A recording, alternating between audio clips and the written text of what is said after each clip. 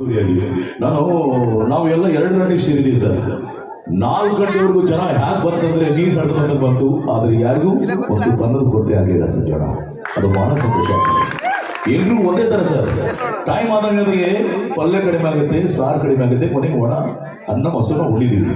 ಆದರೆ ಕೊನೆಯವರೆಗೂ ಅದು ಎಲ್ಲ ತರ ಟೇಸ್ಟ್ ಕೊನೆಯವರೆಗೂ ಇತ್ತು. ಅದು ನಾನು ಫಸ್ಟ್ ಟೈಮ್ ನಿಮ್ಮ ಮದುವೆ ನೋಡಿದ್ದೀನಿ. ಒಬ್ಬ ಕಲಾವಿದನಾಗಿ ಹೇಳ್ತೇನೆ, ಬಾರಿ ಜೋರಾಗಿ ಚಪ್ಪಾಳೆ. Thank you so much. ಇಲ್ಲಿವರೆಗೆ ನಾನು ಇವತ್ತು ವೇದಿಕೆ ಮೇಲೆ ಹೇಳಕ್ಕೆ ಇಷ್ಟಪಡ್ತೀನಿ.